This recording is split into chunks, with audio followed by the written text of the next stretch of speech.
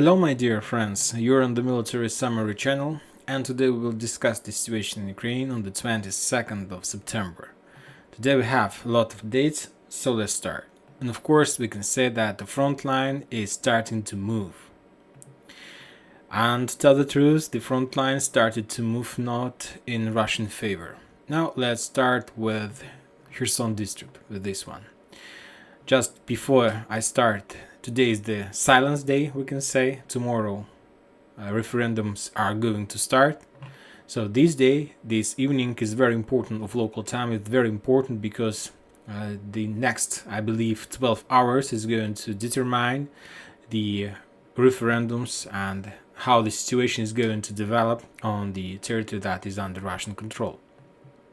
Now let's talk about Kherson area. As you can see, there are a lot of icons in this area. The Russians work hard in this area, trying to reduce the Ukrainians as much as possible. And as we understand, as I see, the Ukrainians are totally blocked in the south, in Kherson district. They don't have any possibilities to move because of the level of the river in Ingulets. Furthermore, because of the situation with the ground, it's the rain season is up to begin, and I believe that this area is already rainy. So let's see. Now let's talk about the updates. Today we got the first confirmation that the Russians used the Iranian drones, or the drones that was built on the basis of Iranian drones in this area. The Russians attacked the town by the name of Achakov, and they destroyed a few boats in this area. And by the way, we got some updates about those drones that the Russians were using them on the north in Kharkiv area, but now we see that the Russians moved, as far as I understand, some forces to the south, trying to increase the damage that they are able to do to the Ukrainians. If we're talking about the Ukrainian side, they were trying to do some counter-offensive operation near town Novovoznесенsk and Miralyubovka, these two towns, but they were defeated. And the Russians reported that as a result of those attacks, the Ukrainians lost a lot of soldiers. To be more precise, the 60th Mechanized Brigade in this area had a lot of losses during the previous hours, this one, and the Russians are saying that 96th Battalion of this brigade lost its combat capability and they moved, and the Ukrainian military authorities were forced to move this brigade from the front line. If we're talking about the Ukrainians' bridgehead, Andreevka bridgehead, there is no changes. The only update that the Russians attacked the 46th Brigade in this area. Just they told us that they attacked the forces in this area without giving us or providing us the numbers about the losses of Ukrainians. Also, the regular situation with the drones, the Russians are shutting down the drones. They're trying to shut down the rockets that Ukrainians are using to attack Kherson district, and tomorrow is referendum, so let's see. Now we are moving to the Zaporizhzhia area. Today there were some updates from this area, very important one, and the Russians are saying that they attacked in this area the 65th Brigade and some forces from Foreign Legion, and as a result of those attacks, these two brigades lost up to 150 soldiers and something around 19 armored vehicles. Furthermore, the Russians attack few ammo depot in this area, and also they attack some industrial zone in Zaporizhzhia. To tell the truth, we don't have any updates about the target that the Russians were trying to get in this town, but I believe that there was some kind of maybe warehouse or maybe some industrial zone where the Ukrainians were trying to fix and repair their armored vehicles. Another two important updates came today from the Zaporizhzhia area. The first one, that the previous night the Russians and the Ukrainians did a prisoner of war exchange, and so that this is a positive thing, and the Russians free some forces from Azov battalion. Mainly they're free the head of this battalion and some infantry, and if we're talking about the Ukrainians, they also free some officers and infantry, and furthermore they free one political person, Medvedchuk. He is the godfather of Putin. He's a very close friend, and I believe that if we were talking about the beginning of this special operation, Medvedchuk was the person who was planned by the Russians to be the next president of Ukraine. So maybe the Russians are planning to start this scenario from the beginning. Another important update are coming from the capital of Zaporizhzhia area, from Melitopol. Today we got update that the Zaporizhzhia people from Zaporizhzhia, the authorities from Zaporizhzhia, started creation of their own volunteer battalions from the locals, from Zaporizhzhia person. Of course, this is a very interesting update. I don't think that, I can't say that I don't think. For now, there is not much updates, not much pieces of information about the situation. But anyway, we understand that the Ukrainians attacked this area heavily. For example, town in Energodar is under very heavy fire from the Ukrainian side. Furthermore, we know about terrorists and attacks in Melitopol. I believe that a lot of civilians among Ukrainians were killed during those attacks. So I believe that there are a lot of people who lost their friends, their parents, relatives from the during those attacks by the Ukrainians. So that's why I believe that there is a base to create some battalions in this area. Furthermore, anyway, the Russians and the people from this area need to create their own police forces, and I believe that they will do this and try to create these forces using the civilians and from this area. So this is a very interesting update. Now we are moving to Donetsk city. Today Donetsk is under very heavy fire. The Ukrainians still attack this town using rockets and artillery systems. Furthermore, today we got updated that as a result of one of those attacks, the Ukrainians hit the regular bus that goes around the city, transporting the civilians from one point to another. And the Ukrainians managed to get one of these buses, and up to 6 civilians were killed during that attack. It was a very terrible and horrible pictures. And so this is the attack right before the referendum. So I believe that the Ukrainians are planning to increase the pressure during the upcoming 48 hours in the Donetsk area. If we are talking about the situation on the front line is stable. No movements from the Russian side, no movement from the Ukrainian side. So the Russians are not planning to move. Their main idea to stop any Ukrainian activity on the front line and to protect civilians during the referendum period. Now we are moving to one of the most important and interesting area, to our Bakhmut New York agglomeration frontline, to this frontline. Today we got update that the Russians got control over a small town, Zhovanka. A few days ago we got update that the Russians got control over the railroad station Mayorsk, Zhovanka. A few days before we got update about Zaitsevo. So I believe that this area between Nikolaev, II and Mayorsk, this area that between gray line and the green line is, I believe that about 80% is under Russian control. So as you can see, the Russians are moving in direction of Kurdyumovka, Azaryanovka and New York agglomeration. If we take a look at the Western sources map, this map has been updated as well. Now you see that the Western source map confirms the situation that the Russians managed to cross the river, and they now, we can say, something route in 2 kilometers in front of Kurdyumovka. So I believe that maybe even by the end of this weekend the Russians will be able to enter this town, or maybe to push the Ukrainians from this area. If we update this map, as I understand, according to the Russian sources, the Russians, at least by this evening, controls something like this on this front line. So they are very close to Kurdyumovka, they are very close to New York agglomeration, and they are very close to start offensive storm operation of Bakhmut from the south. If we are talking about Bakhmut itself, today we got just one update from this area. The Ukrainians destroyed the bridge that between Wagner forces and the west part of Bakhmut.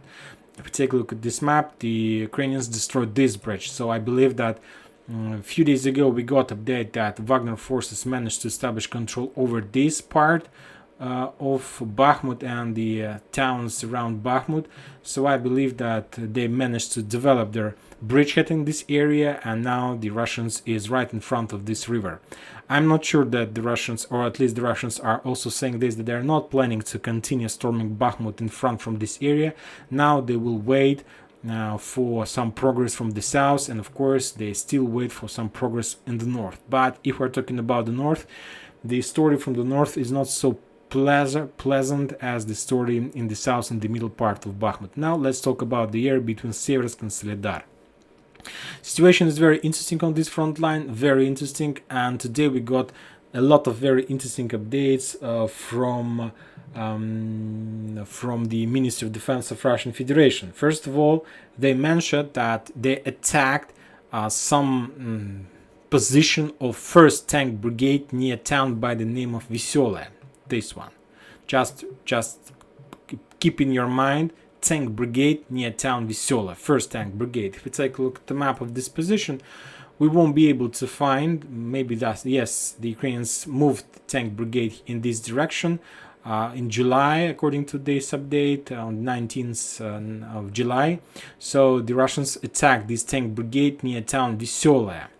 Another important update from this area, that the Russians attack Siversk, at least the position around Siversk, and they reported that they got the 17th Tank Brigade and the ammo depot of 18th Air Assault Brigade. So as you can see, during the previous 24 hours, the Russians attacked 2 tank brigades that located on the edge of Russian counter-offensive operation near Bakhmut. And this is very bad news, piece of news for the Russians, because as you can see, the Ukrainians accumulated a lot of force in this area. Furthermore, during the previous days, they managed to establish control over Bilogorovka. So I believe that the Ukrainians are planning to start counter-offensive operation on the line between Siversk and Ugledar. On this line, Soledar, sorry, they will try to attack and to get towards Lysychansk and to ruin the referendum in this area. I believe they will start doing this night, so that's why the Russians concentrated their fire on this line. So we need to understand if the Russians are able to protect the civilians and these towns from the Ukrainians, because I believe that the armored vehicle fleets that Ukrainians managed to prepare in this area are very powerful, and I believe that they will be able to do a lot of mass and to deal a lot of damage to the Russians in this area. So let's see. But anyway, if you remember, Lysychansk is on the highland, and this area is on the low ground. So I believe that the Russians do have possibilities to stop the Ukrainians. The question is if they have like enough of manpower, enough of ammo and shells in this area to do this. Furthermore, now we are going to talk about one of the most important area, about one of the most critical and important area is Liman bridgehead. Just one more topic about Siversk. The Russians are saying that during the previous hours, the 17 tank and 80s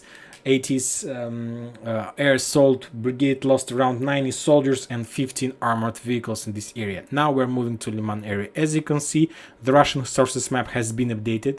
The same situation we can see on the Western sources map. This map has been updated as well, and these two maps now show us almost the same update, that the Ukrainians managed, according to the Western sources, the Ukrainians managed to penetrate the Russian defense area, and they managed to leave the forest and to enter the field territory.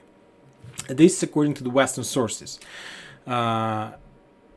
This is it. If you remember, these forests and the towns like Alexandrovka, Krimovka, Rubtsy, Yatskovka, Yarova was under Russian control even yesterday, according to the map updates. But today we see that these towns is under Ukrainian control. To be more precise, today we got update about from the Kharkiv Yar town that the Ukrainians managed to enter this town, like some commandos of Ukrainians managed to enter this town. Furthermore, some of an hour ago we got update that Ukrainians were trying to develop their offensive operation in direction of Redkadub, this town, but there was stop near Redkadub with artillery, with tanks, were defeated and were forced to move back into on the line between Lazova and Karovy Yar, on this line. The Russians are saying that Ukrainians are planning, trying to encircle and to attack Liman from the north. Now let's take a look at the Western sources map, because this map showed the better natural barriers in this town. So as you can see, the Ukrainians were trying to attack from Studionak and Svetogorsk, from Izum bridgehead in direction of Redkadub, this one. So as you can see, they can't attack from this bridgehead to the west or north part of Liman because the water barrier, this one. So as I believe, they couldn't cross this area, so that's why they decided to make a small hook trying to take control, and from that very moment they were trying to attack Liman bridgehead from the north. I'm not sure that this plan is possible for a few reasons. The first one is that if we're talking about the Ukrainians, they're using in this area just light infantry that are using some, let's say, light armored vehicles that they can use and cross the forest, and this is the first reason. And I'm not sure that they're able to use tanks in this area, just the light infantry and armored vehicles for transporting purposes. This is the first reason. The second one, yes, I believe that the Ukrainians managed to develop this bridgehead, but this is not the critical situation that we need to worry about. The first reason is about this water barrier. As you can see, the Ukrainians couldn't cross this barrier, so that's why they decided to do a hook where they were defeated on the north.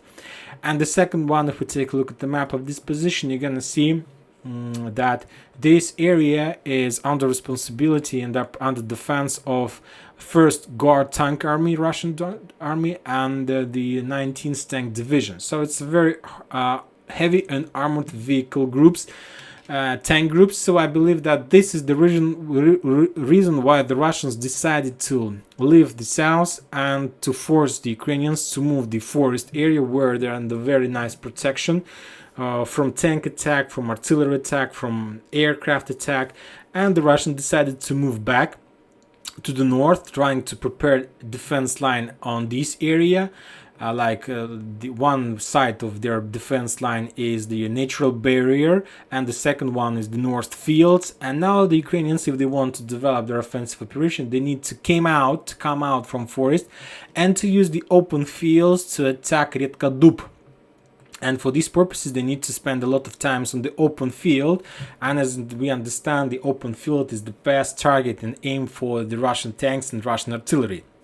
So I believe that for now, maybe the situation is critical. I'm just trying to analyze and understand according to information we have, according to the tactics that the Russians can use in these purposes. Of course, if we compare what is the better solution for the Russian, to stay on the forest line trying to fight with the Ukrainian commandos in the forest, which is almost completely impossible with tanks, or to step back a little bit and trying to force the Ukrainians to move on the open fields where they will be reduced by the Russians very easily. So I believe that this is the tactic that the Russians decided to use.